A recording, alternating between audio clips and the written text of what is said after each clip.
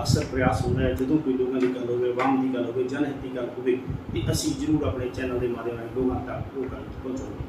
तो हुण असी अज जिला उचैनी के इत्थे पहुँचे हाँ, उत्थे मैडम साडे नाल जज साहब राजता जोशी जी जी 9 सितंबर को लोक अदालत लग रही है, वो संबंधी असीं गल करांगे कि ये लोक अदालत की है, इस लोक अदालत के किहड़े लोग आ सकते, इस लोक अदालत का की फायदा है, तो आने वाले समय जिहड़े केस इन्हां दी सुनवाई होती है उन्हां दे विच अगे सुनवाई होती है जां उत्थे तक सीमित रहने। जी सभी को नमस्ते, सत श्री अकाल। आज मैं आपको कुछ हमारी लोक अदालत के बारे में बताना चाहती हूँ जो नेशनल लेवल पे है। ये हमारे साल की तीसरी लोक अदालत है जो 9 सितंबर 2023 जो कि सैटरडे है, शनिवार के दिन पड़ रही है। ये लोक अदालत पूरे इंडिया में, पूरे देश भर में मनाई जा रही है, ऑर्गेनाइज हो रही है नालसा की तरफ से, नेशनल लीगल सर्विसेज अथॉरिटी, और हमें डायरेक्शंस है Punjab state legal services authority, हमारे मेंबर सेक्रेटरी साहब श्री मनजिंदर सिंह जी की तरफ से, और हमारे सेशन जज साहब दिलबाग जौहल जी उनकी तरफ से हमें डायरेक्शंस हैं। हम यहाँ होशियारपुर में होल्ड कर रहे हैं, पूरे डिस्ट्रिक्ट होशियारपुर में, गढ़शंकर, दसुआ, मुकेरियाँ, होशियारपुर, ये सभी जगह लोक अदालत लग रही है। जिन लोगों के केस होशियारपुर में हैं, अपनी कचहरी होशियारपुर, डिस्ट्रिक्ट कोर्ट्स होशियारपुर में हैं, उनके यहाँ पे लगेगी लोक अदालत कोर्टों में, और जिनके केसेस गढ़शंकर में हैं उनकी गढ़शंकर कोर्ट्स में लगेगी, और जिनके केसेस दसुआ में हैं उनकी दसुआ में, मुकेरियाँ में हैं तो मुकेरियाँ में। तो हम ये चाहते हैं, सभी को अपील कर रहे हैं कि जिनके भी लोगों के केसेस चल रहे हैं, पेंडिंग है, वो कभी भी हमारे पास एप्लीकेशन दे सकते हैं अगर वो चाहते हैं उनका केस लोक अदालत में ख़त्म हो सके। और वो उसका बहुत सिंपल प्रोसीजर है, एक सिंपल एप्लीकेशन देनी है और ये राजीनामा करवा के जज साहब राजीनामा कराते हैं और केस ख़त्म हो जाता है। अगर एक भी पार्टी चाहती है कि राजीनामा होना, उनको लगता है कि राजीनामा का कोई चांस है, कोई पॉसिबिलिटी है, तो वो एक एप्लीकेशन मेरे ऑफिस में, डीएलएसए ऑफिस में दे सकते हैं जो कि ग्राउंड फ्लोर पे है, new district and sessions court complex, या वो कंसर्न कोर्ट में दे सकते हैं जिस कोर्ट में उनका केस चल रहा है। तो ये किसी भी दीवानी दावे में ये एप्लीकेशन दी जा सकती है, किसी भी दीवानी दावे में, कोई बात नहीं है। क्रिमिनल केसेस, वो जो फौजदारी केसेस हैं, उसमें वो केसेस हम लोक अदालत में टेक अप करते हैं जो कंपाउंडेबल होते हैं, जो क्रिमिनल कंपाउंडेबल ऑफेंसेस जो कि 320 सीआरपीसी जिसको डिफाइन करती है कंपाउंडेबल ऑफेंसेस, वो भी डील होते हैं हमारे लोक अदालत में। वैसे ही कोई भी लेस सीरियस ऑफेंसेस जो क्रिमिनल साइड पे हैं वो भी सारे डील होंगे लोक अदालत में। और ट्रैफिक चलान जो कि बाहर हमारा आरटीए वालों से चलान बहुत ज्यादा अमाउंट है, तो लोक अदालत में जज साहब पास पावर है उस फाइन अमाउंट को कंपाउंड करने की, तो वो कम फाइन में भी ये ट्रैफिक चलान को डिस्पोज ऑफ कर सकते हैं। लोगों को, वायलेटर्स को, जिनका चलान हुआ है उनको कोर्ट्स में बुलाया जाता है, उनका चलान जो भी हुआ है उनको कम फाइन अमाउंट में उनको भेज दिया जाता है, उनके डॉक्यूमेंट्स भी वापस ऑन द स्पॉट मिल जाते हैं।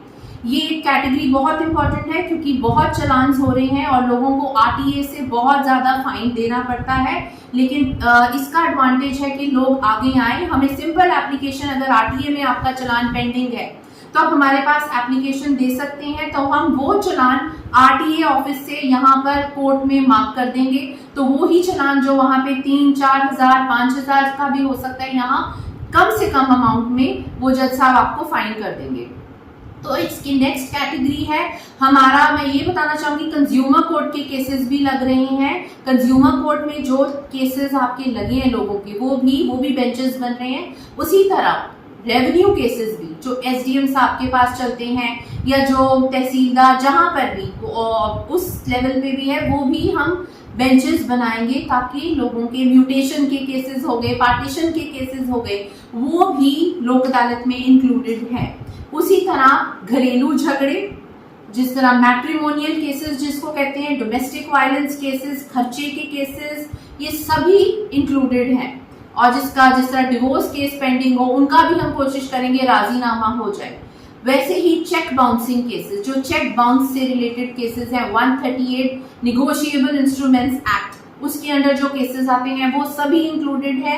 किसी का चेक बाउंस हो गया हो और जो मुद्दई और दोषी में राजीनामा हो के वही चेक अमाउंट वो इंस्टॉलमेंट्स में भी दे सकता है। अगर दोषी चाहे, अगर कंप्लेनेंट चाहे, दोनों आकर कह दें, एक भी कह दे, तो जज साहब उनका सुनकर उनका फैसला कराएंगे, उनका कम से कम अमाउंट में सेटलमेंट करवा सकते हैं। उसी तरह एक नेक्स्ट कैटेगरी है जैसे टैक्सेशन केसेस हो गए, लेबर के केसेस हो गए, जो लेबर डिस्प्यूट्स होते हैं वो भी लोक अदालत में शामिल है, इंक्लूडेड है। तो लोगों तक हम ये मैसेज पहुंचाना चाहते हैं, मैक्सिमम प्लीज लोग आगे आइए, और जो आपके केसेस कई सालों तक चलते हैं कोर्ट्स में, जो कि प्रोसीजर होता है थोड़ा सा लेंथी भी होता है, वो हमारा लोक अदालत में उसी दिन भी खत्म हो सकता है केस। तो इसमें लोगों का पैसा भी बचेगा, लोगों का टाइम भी बचेगा, और इसके खिलाफ, इसके अगेंस्ट कोई अपील नहीं होती। तो अपील नहीं होती तो इसका ये मतलब है कि वो, जैसे अगर यहाँ से हम मेरिट्स पे केस डिसाइड होता है, उसकी अपील हो जाती है, तो पार्टीज को दोबारा से ऊपर की कोर्ट में, एपीलेट कोर्ट में जाना पड़ता है। तो वो नेवर एंडिंग लिटिगेशन होती है। अगर वो वहां से अपील उनके खिलाफ होगी, फिर वो ऊपर हायर अथॉरिटी पास जाएंगे। पर लोक अदालत में दोनों की सहमति से फैसला होता है, जो दोनों पार्टीज को सुन के होगा वो फैसला जज साहब सुनाते हैं, और वो दोनों पार्टीज को मंजूर होता है। तो ये बहुत इंपॉर्टेंट एस्पेक्ट है जो मैं लोगों तक पहुंचाऊंगी। लोगों का टाइम बचेगा, लोगों के घरों में जो टेंशन्स होती हैं लोक अदालत से कोर्ट केसेस से रिलेटेड, वो उसका सबसे इजी सोल्यूशन है लोक अदालत, जो कि अब 9 सितंबर को है। वैसे ही MACT केसेस जो कि हम मोटर एक्सीडेंट क्लेम ट्रिब्यूनल में लगाते हैं, वो केसेस भी इंक्लूडेड हैं लोक अदालत में। तो आपका कोई भी इस तरह का केस चल रहा हो MACT रिलेटेड, वो ये हमारा डिस्ट्रिक्ट होशियारपुर के लिए भी बात है, ये सारे पंजाब के लिए भी बात है कि आप प्लीज आगे आइए, और लोक अदालत का जो पेंडेंसी है कोर्ट्स में केसेस की, वो भी कम होती है इससे।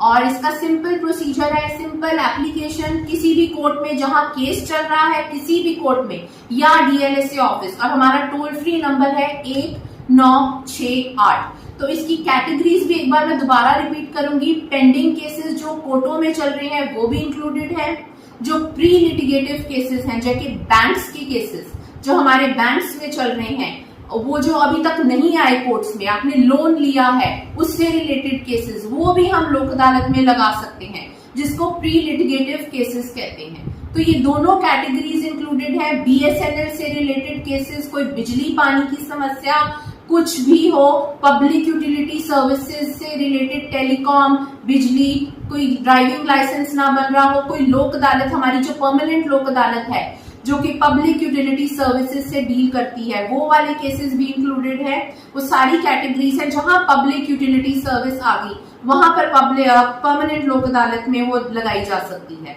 तो फाइनेंस कंपनीज के केसेस, प्राइवेट फाइनेंस कंपनीज के केसेस, और किसी भी तरह के आपको प्री लिटिगेटिव कैटेगरी में जो फॉल कर सकते हैं, आप प्लीज यहाँ पे आगे आइए, हमारे पास सिंपल एप्लीकेशन लगाइए। एक लेमैन भी वो एप्लीकेशन लगा सकते हैं, उसके लिए कोई आपको कॉम्प्लेक्स प्रोसीजर की नहीं जरूरत है। मेरे पास लगा दीजिए, मैं कंसर्न फोरम में वो एप्लीकेशन दे दूंगी। तो ये 9/9 की लोक अदालत है, उससे पहले कोई भी वर्किंग डे पे प्री लोक अदालत लगाई जा रही है कोर्ट्स में, हर कोर्ट में। तो आप एक सिंपल एप्लीकेशन देके अगर आप अपना केस लोक अदालत पे रखवाना चाहते हैं, या आपकी लंबी तारीख पड़ी हुई है उसको प्रीपोन कराना चाहते हैं, डेट से पहले लगवाना चाहते हैं, तब भी आप एक एप्लीकेशन मूव कर सकते हैं कोर्ट्स में, जो कि प्री लोक अदालत। Any day, any working day is a लोक अदालत, इज अ प्री लोक अदालत। तो प्री लोक अदालत का लाभ उठाएं, उसमें भी एप्लीकेशन लगवाएं ताकि वो आपकी सुनवाई लोक अदालत पे हो सके।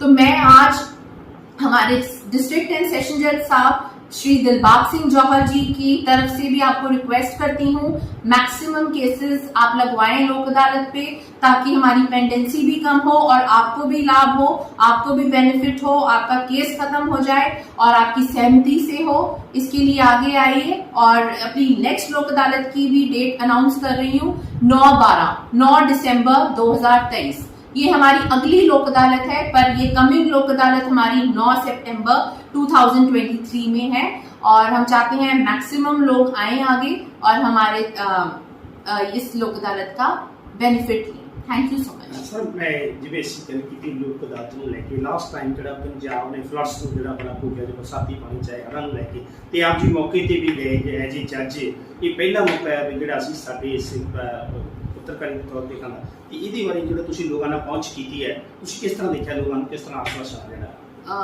मेन है मैं हमारी नेशनल लीगल सर्विसेज अथॉरिटी की स्कीम है जो कि डिजास्टर विक्टिम्स के लिए है, 2010 की स्कीम है ये। तो ये हमारे को इसके अंडर डायरेक्शंस है कि हम जहाँ पर भी डिजास्टर हुआ हो, जो कि अब फ्लड्स को लेके हम देख रहे हैं, बहुत डेवस्टेटिंग था सिचुएशन, तो हम वहां पर जाकर हम सुपरवाइज करते हैं इस स्कीम के अंडर। तो हम जाकर सारी सिचुएशन देखते हैं, ग्रेविटी देखते हैं, असेस करते हैं सिचुएशन, जो लोगों को वहां पर कोई कमी जो है, जो उनको नीड है, एक्चुअली जो नीड है वो देखते हैं। मैं इसीलिए मैं यहाँ की गढ़शंकर के सैलापुर में भी गई, मैं वहां पर दसुआ में भी गई थी, मैं मुकेरिया में भी गई हूँ विलेजेस में।